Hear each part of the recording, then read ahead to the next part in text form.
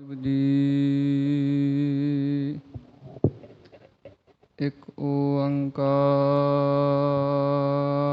ਸਤਿਨਾਮ ਕਰਤਾ ਪੁਰਖ ਨਿਰਭਉ ਨਿਰਵੈਰ ਅਕਾਲ ਮੂਰਤ ਅਜੂਨੀ ਸੈਭੰ ਗੁਰ ਪ੍ਰਸਾਦ ਜਪ ਆਦਿ ਸੱਚ ਜੁਗਾਦ ਸੱਚ ਹੈ ਭੀ ਸੱਚ ਨਾਨਕ ਹੋਸੀ ਭੀ ਸੱਚ। ਕਹਾ ਬੁੱਧ ਪ੍ਰਭ ਤੁਛ ਹਮਾਰੀ ਬਰਨ ਸਕੈ ਮਹਿਮਾ ਜੋ ਤਿਹਾਰੀ। ਹਮ ਨਾ ਸਕਤ ਕਰ ਸਿਫਤ ਤੁਮਾਰੀ ਆਪ ਲਿਹੋ ਤੁਮ ਕਥਾ ਸੁਧਾਰੀ। ਮੂਕ ਊਚਰੈ ਸਾਸਤਰ ਖਟ ਪਿੰਗ ਗਿਰਨ ਚੜ੍ਹ ਜਾਇ। ਅੰਧ ਲਖੈ ਬਦਰੋ ਸੁਣੈ ਜਿਉ ਕਾਲ ਕਿਰਪਾ ਕਰਾਇ। ਚਤਰ ਚੱਕਰਵਰਤੀ ਚਤਰ ਚੱਕਰ ਭੁਗਤੇ ਸਵਯੰ ਭਉ ਸੁਭੰ ਸਰਬਦਾ ਸਰਬ ਜੁਗਤੇ। ਦੁਕਾਲੰ ਪ੍ਰਣਾਸੀ ਦਇਆਲੰ ਸਰੂਪੇ ਸਦਾ ਅੰਗ ਸੰਗੇ ਅਭੰਗੰ ਵਿਭੂਤੇ। ਸੱਜਣ ਸੱਚਾ ਪਾਤਸ਼ਾਹੁ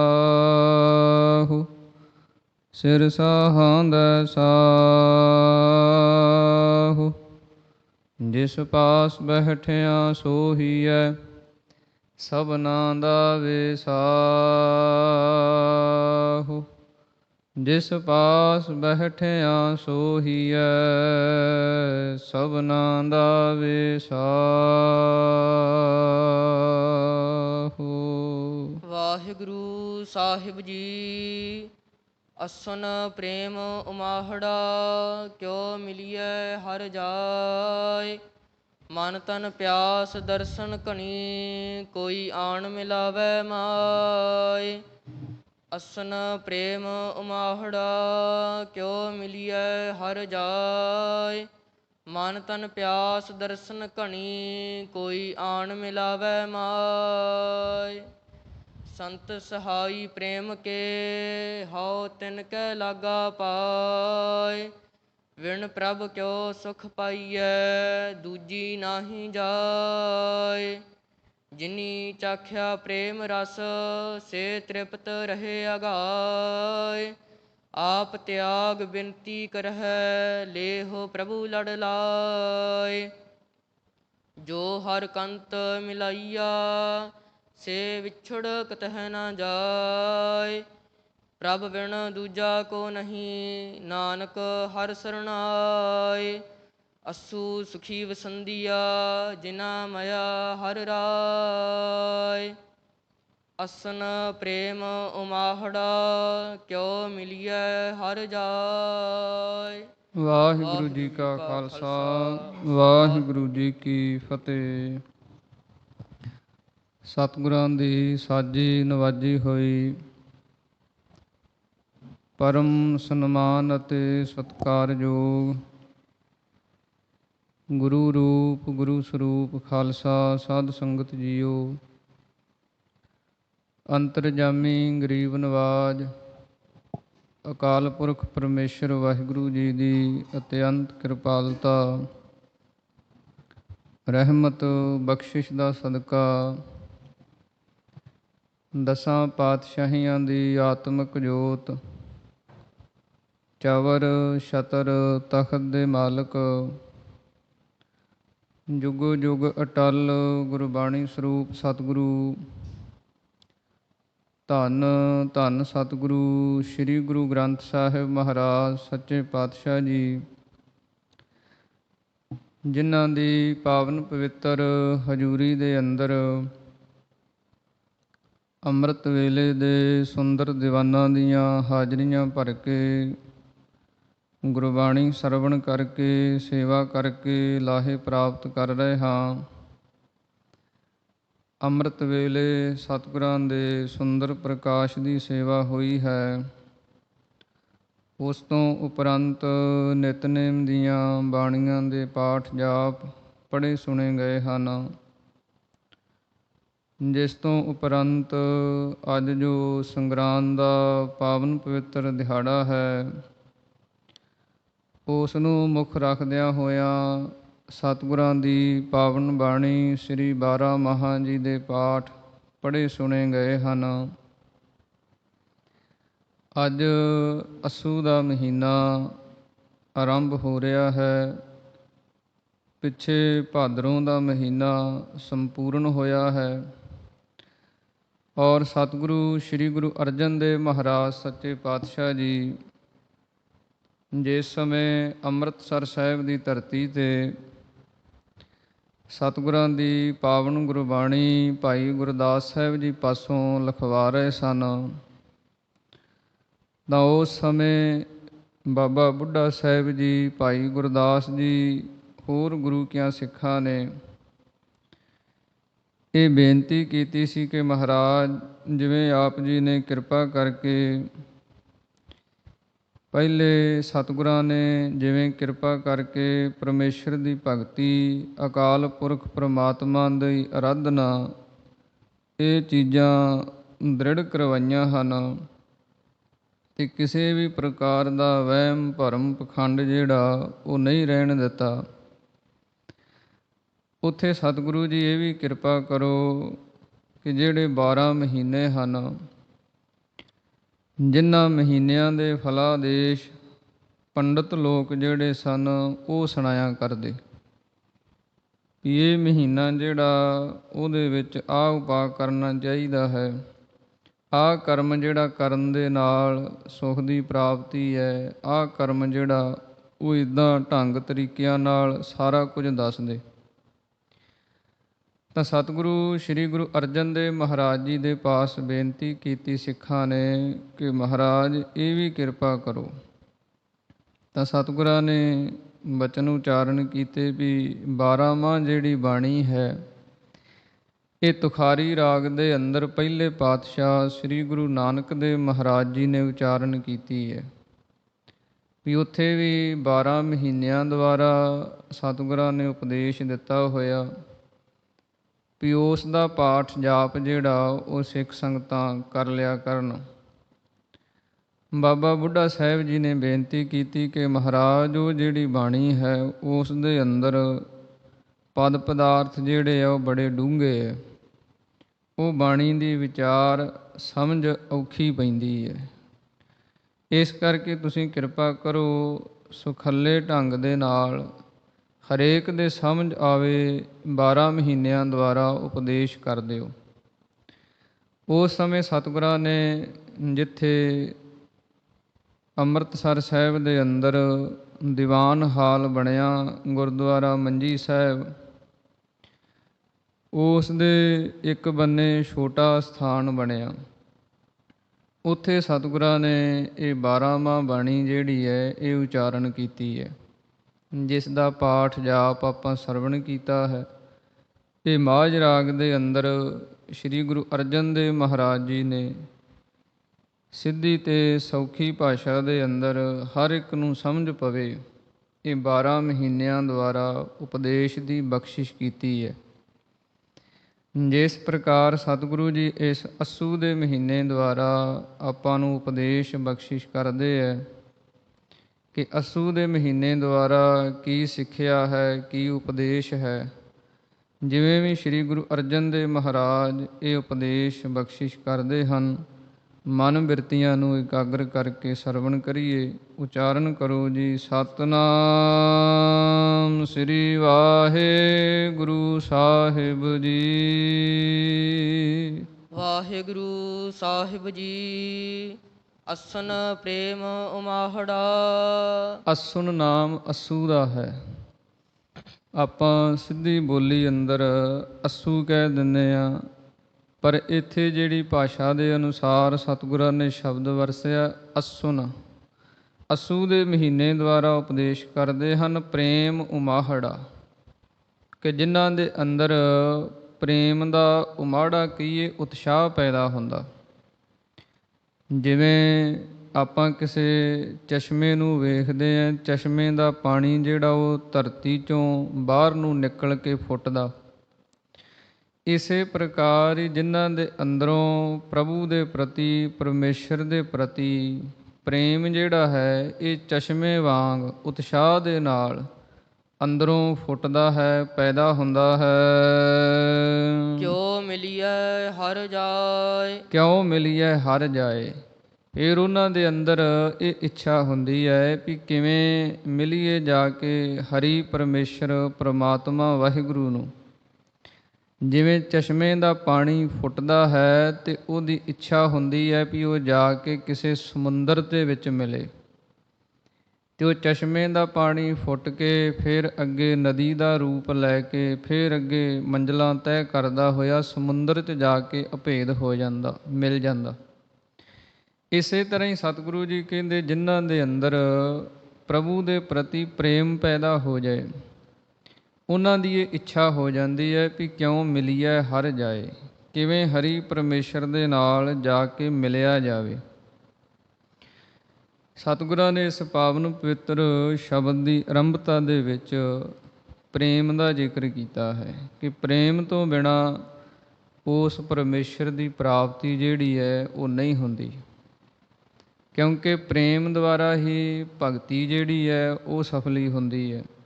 ਜੇ ਪ੍ਰੇਮ ਨਹੀਂ ਹੈ, ਚਾਹੇ ਜੀਵ ਕਿੰਨੇ ਕਰਮ ਕਰੀ ਜਾਏ, ਜੇ ਉਹਨਾਂ ਦੇ ਵਿੱਚ ਪ੍ਰੇਮ ਨਹੀਂ ਹੈ, ਉਹਨਾਂ ਦਾ ਉਹ ਰਸ ਨਹੀਂ ਰਹਿੰਦਾ, ਉਹਨਾਂ ਦਾ ਉਹ ਫਲ ਨਹੀਂ ਰਹਿੰਦਾ। ਜਿਵੇਂ ਵਿਦਵਾਨ ਸਿੱਧੀ ਤੇ ਮੋਟੀ ਭਾਸ਼ਾ ਅੰਦਰ ਉਦਾਹਰਣ ਦਿੰਦੇ ਹੈ ਵੀ ਬਰਾਤ ਜਿਵੇਂ ਕਿੰਨੀ ਵੱਡੀ ਹੁੰਦੀ ਹੈ, ਚਾਹੇ ਕਿੰਨੀ ਗਿਣਤੀ ਦੇ ਵਿੱਚ ਹੋਵੇ, ਪਰ ਜੇ ਉਹਦੇ ਵਿੱਚ ਲਾੜਾ ਨਾ ਹੋਵੇ ਤੇ ਬਰਾਤ ਦਾ ਕੋਈ ਮੁੱਲ ਨਹੀਂ ਪੈਂਦਾ। ਇਸੇ ਪ੍ਰਕਾਰ ਹੀ ਜਿਹੜਾ ਪਰਮੇਸ਼ਰ ਦੇ ਨਾਲ ਪ੍ਰੇਮ ਹੈ ਇਹ ਸਭ ਤੋਂ ਸ਼੍ਰੋਮਣੀ ਹੈ, ਸਭ ਤੋਂ ਉੱਤਮ ਹੈ। ਜੇ ਪ੍ਰੇਮ ਹੈ ਫਿਰ ਸਾਡੀ ਕੀਤੀ ਹੋਈ ਸੇਵਾ, ਪੜ੍ਹੀ ਹੋਈ ਬਾਣੀ, ਜਪਿਆ ਹੋਇਆ ਨਾਮ, ਕੀਤੀ ਹੋਈ ਸਤ ਸੰਗਤ, ਇਹ ਸਾਰੀ ਪ੍ਰਵਾਨ ਹੋ ਜਾਂਦੀ ਹੈ। ਜਿੰਨੇ ਵੀ ਸ਼ੁਭ ਗੁਣ ਹਨ, ਸਤ, ਸੰਤੋਖ, ਦਇਆ, ਧਰਮ, ਧੀਰਜ, ਵਿਰਾਗ, ਇਹ ਸਭ ਉਦਣ ਸਫਲੇ ਹੁੰਦੇ ਆ ਜਿੱਦਣ ਅੰਦਰ ਪਰਮੇਸ਼ਰ ਦੇ ਪ੍ਰਤੀ ਪ੍ਰੇਮ ਹੋਵੇ। ਪ੍ਰੇਮ ਐਸੀ ਵਸਤੂ ਹੈ, ਇਹ ਗੁਰੂ ਕਿਰਪਾ ਦੁਆਰਾ ਜੀਵ ਦੇ ਅੰਦਰੋਂ ਹੀ ਪੈਦਾ ਹੁੰਦਾ, ਇਹ ਬਾਹਰੋਂ ਖਰੀਦਿਆ ਨਹੀਂ ਜਾ ਸਕਦਾ। ਜਿਵੇਂ ਸ੍ਰੀ ਗੁਰੂ ਅਰਜਨ ਦੇਵ ਮਹਾਰਾਜ ਜੀ ਨੇ ਬਾਣੀ ਦੇ ਵਿੱਚ ਉਦਾਹਰਣ ਦਿੱਤੀ ਹੈ ਰਾਵਣ ਦੀ, ਕਿ ਜਿਹੜਾ ਰਾਵਣ ਸੀ ਉਹ ਬੜਾ ਬਲੀ ਸੀ, ਬੜਾ ਤਾਕਤ ਵਾਲਾ ਸੀ, ਤੇ 10 ਸਿਰ ਉਹਦੇ ਮੰਨੇ ਗਏ ਵੀ 10 ਸਿਰਾਂ ਵਾਲਾ ਰਾਵਣ ਹੈ। ਉਹ 10 ਸਿਰ ਉਹਦੇ ਕਿਵੇਂ ਲੱਗੇ, ਸਤਿਗੁਰਾਂ ਨੇ ਆਪਣੀ ਪਾਵਨ ਬਾਣੀ ਅੰਦਰ ਬਚਨ ਕੀਤੇ ਹਨ। ਸੰਮਨ ਜੋ ਇਸ ਪ੍ਰੇਮ ਕੀ, ਦਮ ਕਿਉਂ ਹੋਤੀ ਸਾਟ, ਰਾਵਣ ਹੁਤੇ ਸੋ ਰੰਕ ਨਹਿ ਜਿਨ ਸਿਰ ਦੀਨੇ ਕਾਟ। ਕਹਿੰਦੇ ਕਿ ਰਾਵਣ ਸੀ ਜਿਹੜਾ ਨਾ ਇਹ ਸ਼ਿਵ ਜੀ ਦੀ ਭਗਤੀ ਕਰਦਾ, ਤੇ ਇੰਨੀ ਭਗਤੀ ਕਰਦਾ ਜਦੋਂ ਸ਼ਿਵ ਜੀ ਪ੍ਰਤੱਖ ਹੋ ਜਾਂਦੇ, ਪ੍ਰਗਟ ਹੋ ਜਾਂਦੇ, ਤੇ ਫਿਰ ਇਹ ਸੋਚਦਾ ਵੀ ਭੇਟਾ ਕੀ ਕੀਤਾ ਜਾਵੇ। ਫਿਰ ਇਹ ਸਭ ਤੋਂ ਉੱਤਮ ਭੇਟਾ ਇਹ ਸਮਝਦਾ ਸੀ ਆਪਣਾ ਸੀਸ ਹੀ ਵੱਢ ਕੇ ਤੇ ਸ਼ਿਵ ਜੀ ਦੇ ਚਰਨਾਂ 'ਚ ਰੱਖ ਦਿੰਦਾ ਸੀ ਵੀ ਇੰਨਾ ਕੁਰਬਾਨ ਆ ਮੈਂ ਤੇਰੇ ਤੋਂ, ਇੰਨਾ ਪ੍ਰੇਮ ਹੈ ਮੇਰਾ ਤੇਰੇ ਨਾਲ ਵੀ ਆਪਣਾ ਸਿਰ ਵੀ ਮੈਂ ਤੇਰੇ ਤੋਂ ਕੁਰਬਾਨ ਕਰ ਸਕਦਾ। ਕਹਿੰਦੇ ਇੱਦਾਂ ਇਹ 10 ਵਾਰ ਇੱਦਾਂ ਹੀ ਭਗਤੀ ਕਰਿਆ ਕਰੇ, ਜਿਹੜਾ ਸੀਸ ਆ ਉਹ ਸ਼ਿਵ ਜੀ ਦੇ ਚਰਨਾਂ 'ਚ ਭੇਟਾ ਕਰਦਾ ਏ।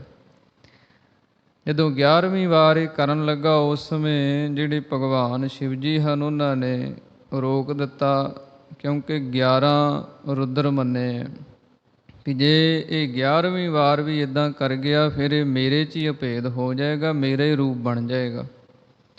ਇਸ ਕਰਕੇ ਉਹ ਸ਼ਿਵ ਜੀ ਭਗਵਾਨ ਨੇ 10 ਸਿਰ ਉਹਨੂੰ ਬਖਸ਼ ਦਿੱਤੇ।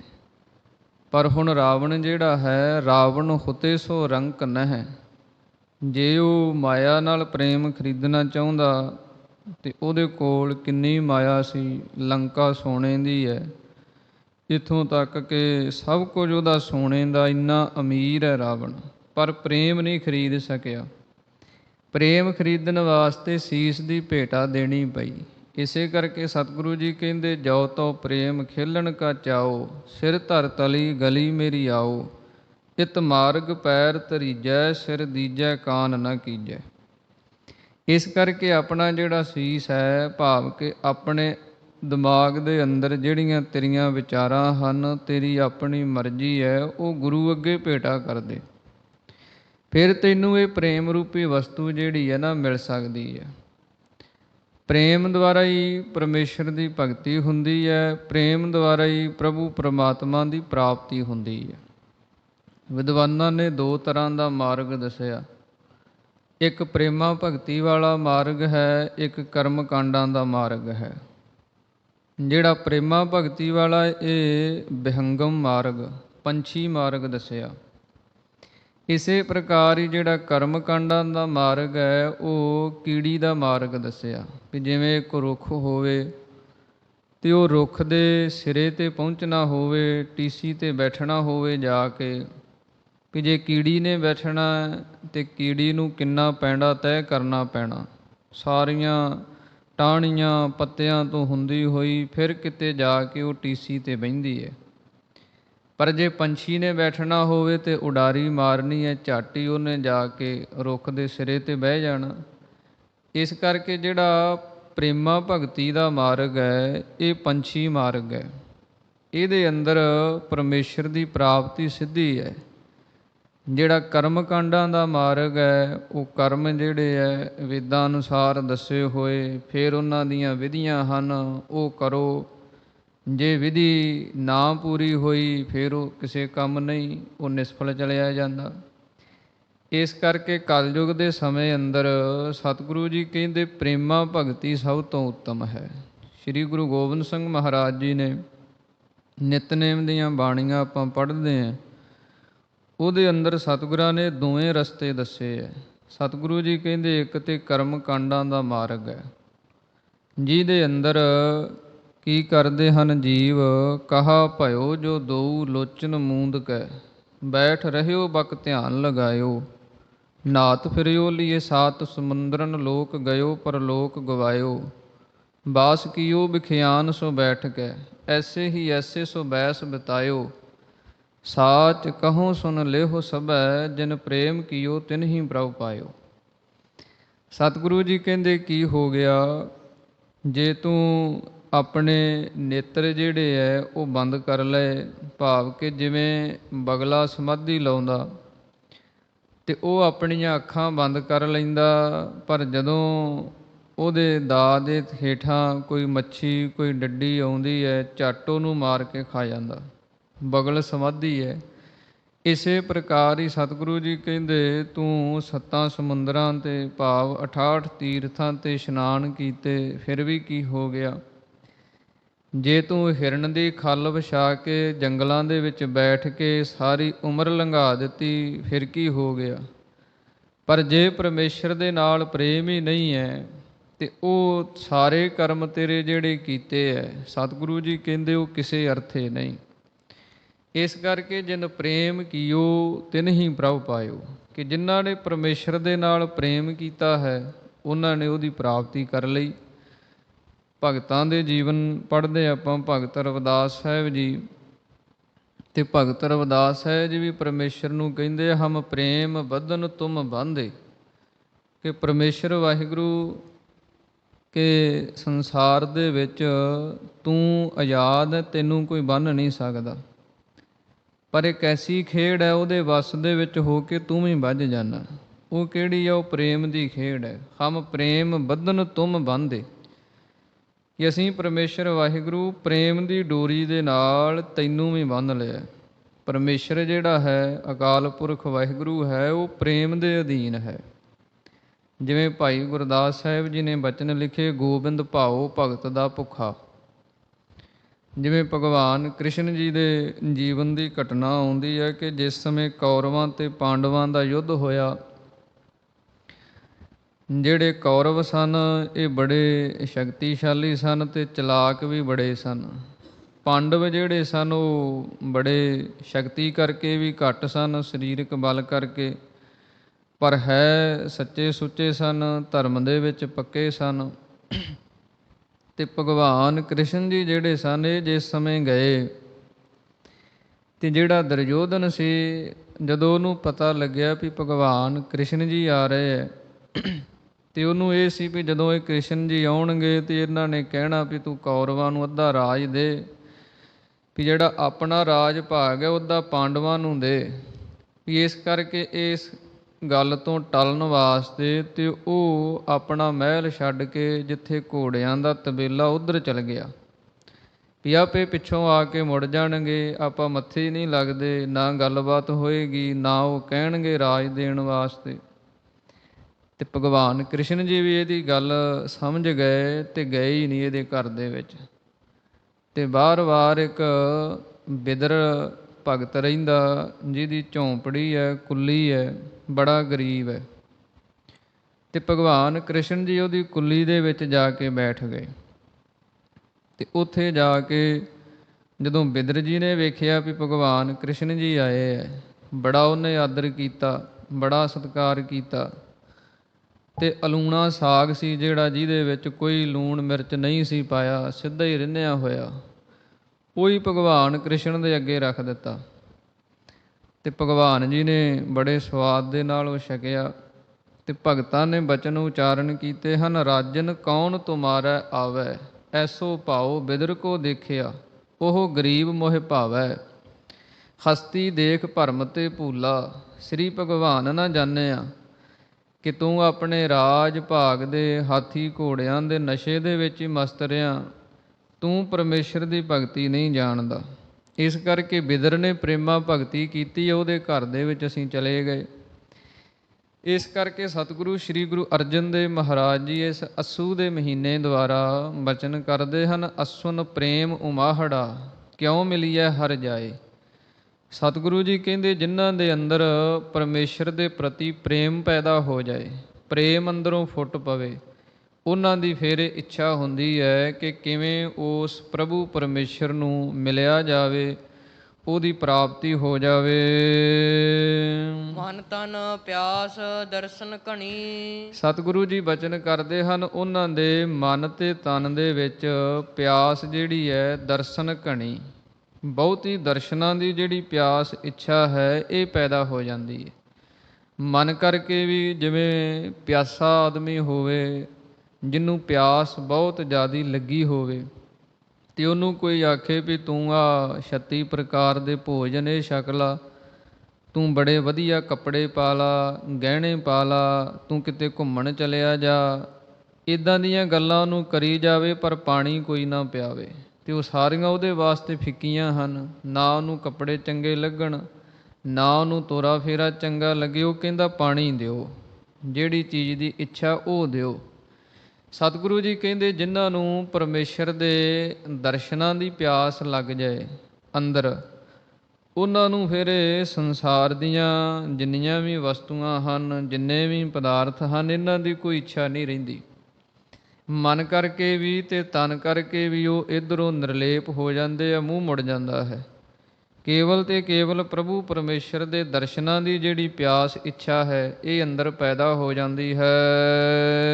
ਕੋਈ ਆਣ ਮਿਲਾਵੇ ਮਾਏ। ਫਿਰ ਉਹ ਬੇਨਤੀਆਂ ਕਰਦੇ ਹਨ ਕਿ ਹੇ ਮਾਏ, ਹੇ ਜਗਿਆਸੂ ਰੂਪ ਮਾਤਾ, ਹੇ ਸਖੀ ਰੂਪ ਮਾਤਾ, ਕੋਈ ਆਣ ਮਿਲਾਵੇ, ਕਿ ਕੋਈ ਐਸਾ ਹੋਵੇ ਜਿਹੜਾ ਪ੍ਰਭੂ ਪਰਮੇਸ਼ਰ ਦੇ ਨਾਲ ਸਾਨੂੰ ਮਿਲਾ ਦੇਵੇ। ਕੋਈ ਜਨ ਹਰਸਿਉ ਦੇਵੈ ਜੋਰ, ਚਰਨ ਗਹੋਂ ਬਕੋ ਸੁਭ ਰਸਨਾ, ਦੀਜਹ ਪ੍ਰਾਨ ਅਕੋਰ। ਸਤਿਗੁਰੂ ਜੀ ਕਹਿੰਦੇ ਜੇ ਕੋਈ ਪਰਮੇਸ਼ਰ ਦੇ ਨਾਲ ਮਿਲਾਉਣ ਵਾਲਾ ਮਿਲ ਪਵੇ ਤੇ ਇੱਥੋਂ ਤੱਕ ਆਪਣਾ ਸਰੀਰ ਜਿਹੜਾ ਇਹ ਵੀ ਉਹਦੇ ਅੱਗੇ ਕੁਰਬਾਨ ਕਰ ਦਈਏ, ਕਿ ਜੇ ਪਰਮੇਸ਼ਰ ਦੀ ਪ੍ਰਾਪਤੀ ਹੋ ਜਾਏ। ਹਰ ਹੀਰਾ ਜਨ ਜੌਹਰੀ, ਜਿਵੇਂ ਕਿਸੇ ਵਿਦਵਾਨ ਨੇ ਬਚਨ ਲਿਖੇ ਹਨ ਕਿ ਹਰ ਹੀਰਿਆਂ ਦੀ ਖਾਨ, ਸਿਰ ਦਿੱਤਿਆਂ ਜੇ ਹਰ ਮਿਲੇ ਤਾਂ ਵੀ ਸੌਦਾ ਸਸਤਾ ਜਾਣ। ਕਿ ਜੇ ਇਹ ਸਰੀਰ ਲੇਖੇ ਲੱਗ ਜਾਏ ਤੇ ਪਰਮੇਸ਼ਰ ਦੀ ਪ੍ਰਾਪਤੀ ਹੋ ਜਾਏ ਤੇ ਫਿਰ ਵੀ ਇਹ ਸੌਦਾ ਜਿਹੜਾ ਸਸਤਾ ਨਹੀਂ ਹੈ, ਕਿਉਂਕਿ ਸਰੀਰ ਨੇ ਤੇ ਵੈਸੇ ਵੀ ਜਾਣਾ ਹੀ ਹੈ, ਸਰੀਰ ਨੇ ਤੇ ਵੈਸੇ ਵੀ ਨਾਸ ਹੋਣਾ, ਵੈਸੇ ਵੀ ਇਹਦੀ ਮਿੱਟੀ ਮਿੱਟੀ 'ਚ ਰਲਣੀ ਹੈ। ਪਰ ਜੇ ਪਰਮੇਸ਼ਰ ਤੋਂ ਕੁਰਬਾਨ ਹੋ ਜਾਏ, ਉਹਦੀ ਪ੍ਰਾਪਤੀ ਦੇ ਵਿੱਚ ਇਹ ਵਸੀਲਾ ਬਣ ਜਾਏ, ਫਿਰ ਸਤਿਗੁਰੂ ਜੀ ਕਹਿੰਦੇ ਇਹ ਵੀ ਕੁਰਬਾਨ ਕਰਨ ਦੇ ਵਿੱਚ ਕੋਈ ਵੀ ਉਦਾਸੀ ਨਹੀਂ ਹੈ, ਕੋਈ ਵੀ ਗਮੀ ਨਹੀਂ ਹੈ। ਜੇ ਕੋਈ ਐਸੇ ਪ੍ਰਭੂ ਪਰਮੇਸ਼ਰ ਦੇ ਨਾਲ ਮਿਲਾ ਦੇਵੇ। ਸੰਤ ਸਹਾਈ ਪ੍ਰੇਮ ਕੇ। ਸਤਿਗੁਰੂ ਜੀ ਕਹਿੰਦੇ ਇਸ ਮਾਰਗ ਦੇ ਵਿੱਚ ਫਿਰ ਸਹਾਈ ਕੌਣ ਹੁੰਦਾ? ਸੰਤ ਸਹਾਈ ਪ੍ਰੇਮ ਕੇ। ਜਿਨ੍ਹਾਂ ਦਾ ਪ੍ਰਮਾਤਮਾ ਦੇ ਨਾਲ ਪ੍ਰੇਮ ਹੈ ਉਹੀ ਸਹਾਇਤਾ ਕਰ ਸਕਦੇ ਆ। ਜਿਵੇਂ ਸੰਸਾਰ ਦੇ ਅੰਦਰ ਜਿਹੜਾ ਕਿਸੇ ਕੰਮ ਦੇ ਵਿੱਚ ਮਾਹਰ ਹੋਵੇ ਤੇ ਉਹ ਦੂਜੇ ਨੂੰ, ਜਿਹੜਾ ਕੋਈ ਨਵਾਂ ਉਹ ਕੰਮ 'ਤੇ ਤੁਰਦਾ, ਨਵਾਂ ਕੰਮ ਸ਼ੁਰੂ ਕਰਦਾ, ਫਿਰ ਉਹਦੀ ਮਦਦ ਕਰਦੇ, ਉਹਨੂੰ ਸਾਰੇ ਢੰਗ ਤਰੀਕੇ ਦੱਸਦੇ ਆ ਵੀ ਤੂੰ ਇੱਦਾਂ ਕਰੇਂਗਾ, ਇੱਦਾਂ ਕਮਾਈ ਤੈਨੂੰ ਹੋਏਗੀ, ਇੱਦਾਂ ਤੂੰ ਆਪਣੇ ਬਿਜ਼ਨਸ ਨੂੰ ਵਧਾ ਸਕਦਾ, ਇੱਦਾਂ ਕਰ ਸਕਦਾ। ਉਹ ਜਿਹੜਾ ਨੇ ਪਹਿਲਾਂ ਕੀਤਾ ਹੁੰਦਾ ਫਿਰ ਉਹ ਸਭ ਕੁਝ ਦੱਸੀ ਜਾਂਦੇ ਆ ਅਤੇ ਉਹਨਾਂ ਦੇ ਅਨੁਸਾਰ ਉਹ ਚੱਲਦਾ ਰਹੇ ਤੇ ਉਹ ਕਾਮਯਾਬ ਹੋ ਜਾਂਦਾ। ਇਸੇ ਤਰ੍ਹਾਂ ਹੀ ਜਿਨ੍ਹਾਂ ਨੇ ਪਰਮੇਸ਼ਰ ਦੀ ਭਗਤੀ ਕੀਤੀ ਹੈ ਉਹ ਸੰਤ ਭਗਤ ਰੱਬ ਦੇ ਪਿਆਰੇ ਹਨ। ਜਦੋਂ ਉਹਨਾਂ ਦੀ ਕੋਈ ਸੰਗਤ ਕਰੇ ਫਿਰ ਉਹ ਢੰਗ ਤਰੀਕੇ ਜੁਗਤੀਆਂ ਦੱਸ ਦਿੰਦੇ ਹੈ ਕਿ ਸੰਤ ਸਹਾਈ ਪ੍ਰੇਮ ਕੇ। ਪ੍ਰਭੂ ਪਰਮੇਸ਼ਰ ਦੇ ਨਾਲ ਜਿਹੜਾ ਪ੍ਰੇਮ ਪਿਆ ਹੈ ਇਹਦੇ ਵਿੱਚ ਸਹਾਈ ਹੁੰਦੇ ਹੈ, ਸਹਾਇਤਾ ਕਰਦੇ ਹੈ ਤੇ ਉਹ ਪਰਮੇਸ਼ਰ ਦੇ ਪਿਆਰੇ ਹਨ। ਹਉ ਤਿਨ ਕੈ ਲਾਗਾ ਪਾਏ। ਸਤਿਗੁਰੂ ਜੀ ਕਹਿੰਦੇ ਅਸੀਂ ਉਹਨਾਂ ਦੇ ਪਾਏ ਕਿ ਇਹ ਚਰਨੀ ਜਾ ਕੇ ਲੱਗਦੇ ਹਾਂ, ਅਸੀਂ ਉਹਨਾਂ ਦੇ ਚਰਨਾਂ ਦੇ ਵਿੱਚ ਜਾ ਕੇ ਬੈਠਦੇ ਹਾਂ। ਵਿਣ ਪ੍ਰਭ ਕਿਉ ਸੁਖ ਪਾਈਐ। ਸਤਿਗੁਰੂ ਜੀ ਕਹਿੰਦੇ ਰੱਬ ਦੇ ਪਿਆਰੇ ਗੱਲ ਦੱਸਦੇ ਆ ਵੀ ਵਿਣ ਪ੍ਰਭ ਕਿਉਂ ਸੁਖ ਪਾਈ ਹੈ, ਕਿ ਵਿਣਾ ਪ੍ਰਭੂ ਤੋਂ, ਪਰਮੇਸ਼ਰ ਤੋਂ ਕਿਉਂ ਸੁਖ ਪਾਈ ਹੈ। ਕਿਵੇਂ ਸੁਖ ਦੀ ਪ੍ਰਾਪਤੀ ਹੋ ਸਕਦੀ ਹੈ? ਪਰਮੇਸ਼ਰ ਦੀ ਭਗਤੀ ਤੋਂ ਬਿਨਾ, ਨਾਮ ਤੋਂ ਬਿਨਾ ਜੀਵ ਨੂੰ ਸੁਖ ਦੀ ਪ੍ਰਾਪਤੀ ਕਿਵੇਂ ਹੋ ਸਕਦੀ ਹੈ? ਜਿਨ੍ਹਾਂ ਨੂੰ ਆਪਾਂ ਸੁਖ ਸਮਝਦੇ ਹਾਂ ਉਹ ਸਰੀਰ ਦੀਆਂ ਲੋੜਾਂ ਹਨ, ਸੁਖ ਨਹੀਂ ਹਨ। ਉਹ ਸਰੀਰ ਦੀਆਂ ਲੋੜਾਂ ਦੇ ਅਨੁਸਾਰ ਵਰਤੋਂ 'ਚ ਆਉਣ ਵਾਲੀਆਂ ਚੀਜ਼ਾਂ ਹਨ, ਪਰ ਉਹ ਅਸਲੀ ਸੁੱਖ ਨਹੀਂ ਹੈ ਵੀ ਉਹਦੇ ਦੁਆਰਾ ਸਾਡਾ ਮਨ ਸੁਖੀ ਹੋ ਜਾਏ, ਸਾਡਾ ਲੋਕ ਪ੍ਰਲੋਕ ਸੁਖੀ ਹੋ ਜਾਏ, ਇੱਦਾਂ ਨਹੀਂ ਹੈ। ਉਹਦੇ ਵਾਸਤੇ ਉਹ ਪਰਮੇਸ਼ਰ ਦੀ ਭਗਤੀ ਹੈ। ਉਹ ਪ੍ਰਮਾਤਮਾ ਦੀ ਭਗਤੀ ਤੋਂ ਬਿਨਾ, ਸੇਵਾ ਸਿਮਰਨ ਬੰਦਗੀ ਕੀਤੇ ਤੋਂ ਬਿਨਾ ਕਿਉਂ ਸੁੱਖ ਪਾਈ ਹੈ? ਸਤਿਗੁਰੂ ਜੀ ਕਹਿੰਦੇ ਸੁੱਖ ਦੀ ਪ੍ਰਾਪਤੀ ਨਹੀਂ ਹੁੰਦੀ। ਇੱਥੋਂ ਤੱਕ ਐਸੇ ਰਾਜਿਆਂ ਦਾ ਵੀ ਜ਼ਿਕਰ ਆਉਂਦਾ ਜਿਨ੍ਹਾਂ ਨੇ ਇੱਥੋਂ ਤੱਕ ਕਿ ਮੌਤ ਵੀ ਆਪਣੇ ਅਧੀਨ ਕਰ ਲਈ, ਵੀ ਸਾਨੂੰ ਪੁੱਛੇ ਤੋਂ ਬਿਨਾਂ ਮੌਤ ਵੀ ਨਾ ਆਵੇ, ਵੀ ਅਸੀਂ ਸੁਖੀ ਰਹੀਏ। ਜਿਵੇਂ ਹਰਨਾਕਸ਼ ਵਰਗੇ ਰਾਜਿਆਂ ਦਾ ਜ਼ਿਕਰ ਆਉਂਦਾ ਵੀ ਉਹਨਾਂ ਨੇ ਵਰ ਵੀ ਲੈ ਲਏ ਵੀ ਮੈਨੂੰ ਕੋਈ ਮਾਰ ਨਾ ਸਕੇ, ਪਰ ਅਖੀਰ ਨੂੰ ਇਹ ਸਰੀਰ ਦੇ ਸੁੱਖਾਂ ਤੱਕ ਸੀਮਤ ਸੀ, ਉਹਦਾ ਵੀ ਅੰਤ ਹੋ ਗਿਆ। ਹਰਨਾਕਸ਼ ਦੁਸ਼ਟ ਹਰ ਮਾਰਿਆ, ਪ੍ਰਹਿਲਾਦ ਤਰਾਇਆ। ਇਸ ਕਰਕੇ ਸਤਿਗੁਰੂ ਜੀ ਕਹਿੰਦੇ ਹਨ ਪਰਮੇਸ਼ਰ ਦੀ ਭਗਤੀ ਦੇ ਵਿੱਚ ਹੀ ਜਿਹੜਾ ਅਸਲੀ ਸੁੱਖ ਹੈ, ਉਹਦੇ ਤੋਂ ਬਿਨਾਂ ਕਿਤੋਂ ਵੀ ਸੁੱਖ ਦੀ ਪ੍ਰਾਪਤੀ ਨਹੀਂ ਹੁੰਦੀ। ਦੂਜੀ ਨਾਹੀ ਜਾਏ। ਸਤਿਗੁਰੂ ਜੀ ਕਹਿੰਦੇ ਦੂਜੀ ਹੋਰ ਕੋਈ ਜਗ੍ਹਾ ਨਹੀਂ ਹੈ ਜਿੱਥੋਂ ਜਾ ਕੇ ਸੁੱਖ ਮਿਲ ਜਾਏ। ਸੁੱਖ ਤੇ ਪਰਮੇਸ਼ਰ ਦੀ ਭਗਤੀ ਦੇ ਵਿੱਚ ਹੀ ਹੈ। ਇਹਨੂੰ ਛੱਡ ਕੇ ਹੋਰ ਕਿਸੇ ਵੀ ਦੂਜੀ ਥਾਂ ਤੋਂ ਐਸਾ ਸੁੱਖ ਜਿਹੜਾ ਪ੍ਰਾਪਤ ਨਹੀਂ ਹੁੰਦਾ। ਜਿਨੀ ਚਾਖਿਆ ਪ੍ਰੇਮ ਰਸ। ਸਤਿਗੁਰੂ ਜੀ ਕਹਿੰਦੇ ਜਿਨ੍ਹਾਂ ਨੇ ਪਰਮੇਸ਼ਰ ਦੀ ਭਗਤੀ ਦੇ ਪ੍ਰੇਮ ਰਸ ਨੂੰ ਚਾਖਿਆ ਕਹੀਏ, ਗ੍ਰਹਿਣ ਕੀਤਾ ਹੈ। ਜਿਵੇਂ ਮੱਛੀ ਜਿਹੜੀ ਹੈ ਉਹ ਪਾਣੀ ਦੀ ਪ੍ਰੀਤੀ ਨੂੰ ਉਹੀ ਜਾਣ ਸਕਦੀ ਹੈ ਵੀ ਕਿੰਨੀ ਕੁ ਪ੍ਰੀਤੀ ਉਹਦੇ ਨਾਲ, ਮੱਛੀ ਜਾਣ ਸਕਦੀ ਹੈ। ਇਸੇ ਤਰ੍ਹਾਂ ਹੀ ਜਿਹੜਾ ਭੌਰਾ ਹੈ ਉਹ ਫੁੱਲ ਦੀ ਸੁਗੰਧੀ ਦਾ ਜਿਹੜਾ ਰਸ ਹੈ ਉਹੀ ਜਾਣਦਾ। ਇਸੇ ਤਰ੍ਹਾਂ ਹੀ ਹਿਰਨ ਜਿਹੜਾ ਉਹ ਸ਼ਬਦ ਦੀ ਪ੍ਰੀਤੀ ਨੂੰ ਜਾਣਦਾ ਹੈ। ਪਤੰਗਾ ਜਿਹੜਾ ਉਹ ਰੂਪ ਦੀ ਪ੍ਰੀਤੀ ਨੂੰ ਜਾਣਦਾ ਹੈ। ਇਸੇ ਤਰ੍ਹਾਂ ਸਤਿਗੁਰੂ ਜੀ ਕਹਿੰਦੇ ਜਿਨ੍ਹਾਂ ਨੇ ਪਰਮੇਸ਼ਰ ਦੇ ਨਾਲ ਪ੍ਰੇਮ ਕੀਤਾ ਹੈ ਤੇ ਪ੍ਰੇਮ ਦੇ ਰਸ ਨੂੰ ਜਿਨ੍ਹਾਂ ਨੇ ਚਾਖਿਆ ਕਿ ਇਹ ਗ੍ਰਹਿਣ ਕੀਤਾ ਹੈ ਉਹੀ ਜਾਣਦੇ ਹਨ। ਸੇ ਤ੍ਰਿਪਤ ਰਹੇ ਆਗਾਏ। ਸਤਿਗੁਰੂ ਜੀ ਕਹਿੰਦੇ ਉਹ ਪੂਰਨ ਰੂਪ ਦੇ ਵਿੱਚ ਤ੍ਰਿਪਤ ਹੋ ਜਾਂਦੇ ਆ ਤੇ ਅਗਾਏ ਕਹੀਏ ਰੱਜ ਜਾਂਦੇ ਆ। ਉਹਨਾਂ ਨੂੰ ਰੱਜ ਆ ਜਾਂਦਾ। ਇਨਸਾਨ ਨੂੰ ਰੱਜ ਉਦਣ ਆਉਂਦਾ ਜਿੱਦਣ ਨਾਮ ਅੰਦਰ ਵਸ ਜਾਏ, ਜਿੱਦਣ ਸੰਤੋਖ ਅੰਦਰ ਆ ਜਾਏ। ਜਿੰਨਾ ਚਿਰ ਅੰਦਰ ਸੰਤੋਖ ਨਹੀਂ ਹੈ, ਨਾਮ ਨਹੀਂ ਵਸਿਆ, ਉਹਨਾਂ ਚਿਰ ਮਨ ਦੀ ਭੁੱਖ ਜਿਹੜੀ ਹੈ ਦੂਰ ਹੁੰਦੀ ਨਹੀਂ। ਕਿਉਂਕਿ ਪੇਟ ਦੀ ਸੀਮਾ ਹੈ। ਜੇ ਕਿਸੇ ਨੂੰ ਖਾਣ ਦੀ ਇੱਛਾ ਹੈ ਤੇ ਪੇਟ ਦੀ ਤੇ ਸੀਮਾ ਹੈ ਵੀ ਇੱਥੋਂ ਤੱਕ ਖਾ ਸਕਦਾ। ਮਨ ਦੀ ਕੋਈ ਸੀਮਾ ਨਹੀਂ ਹੈ।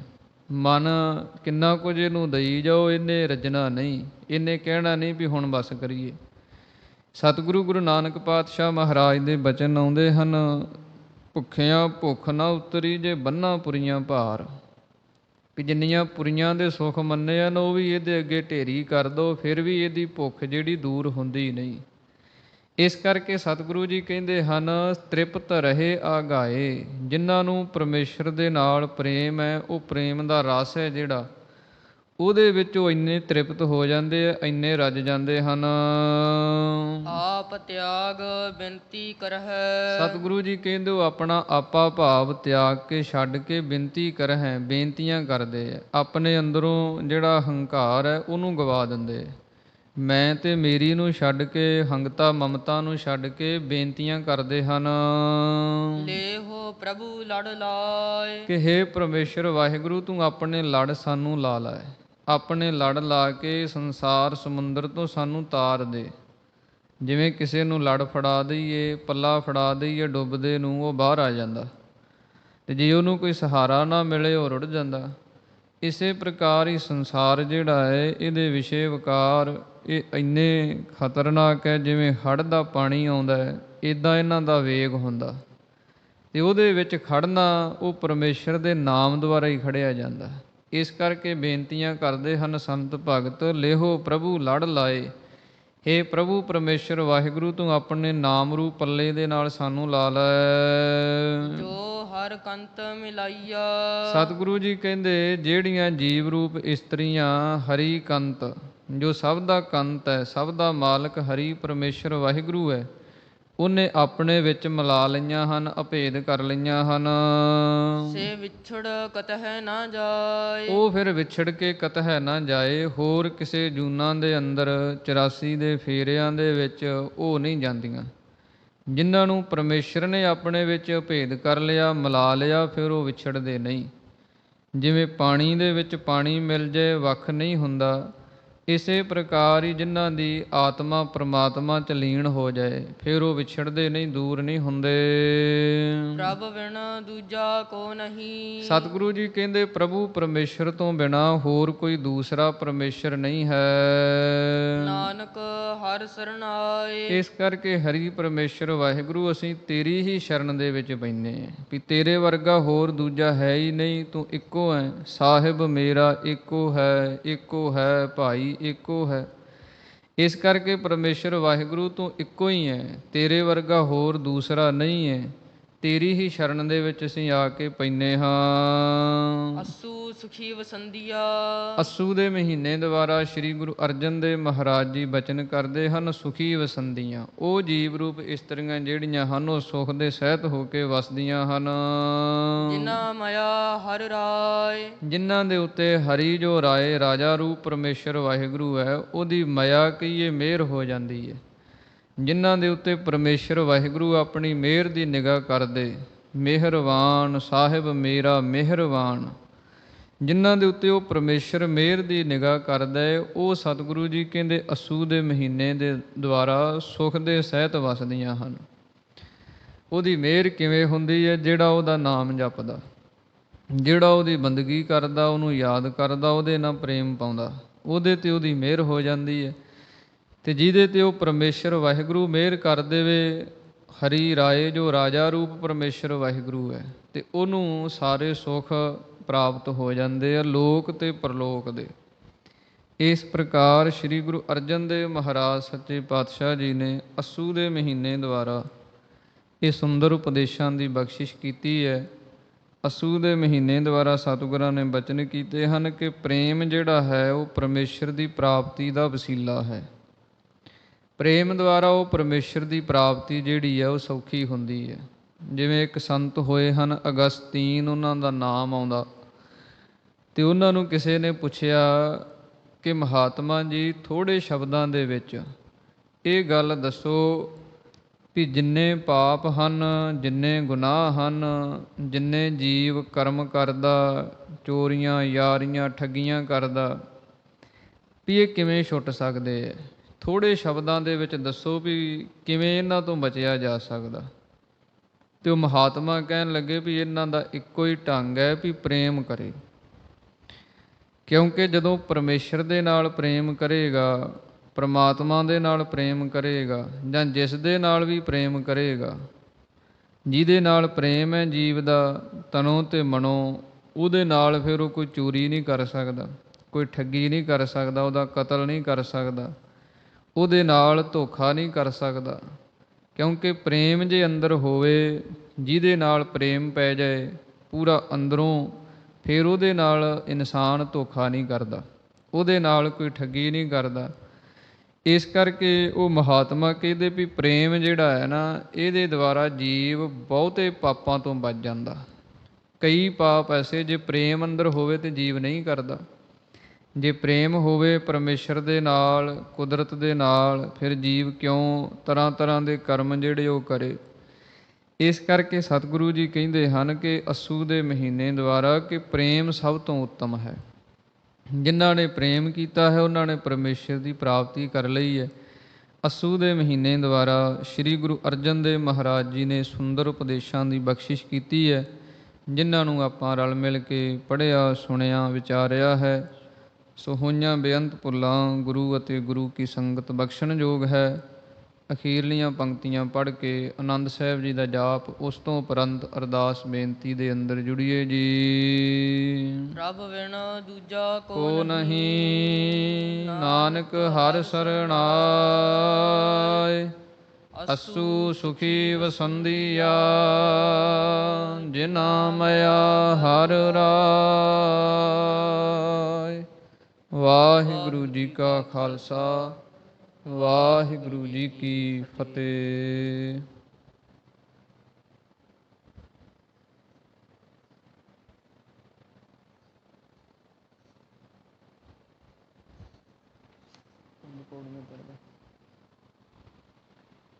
ਵਾਹਿਗੁਰੂ ਸਾਹਿਬ ਜੀ। ਰਾਮਕਲੀ ਮਹੱਲਾ ਤੀਜਾ। ਆਨੰਦ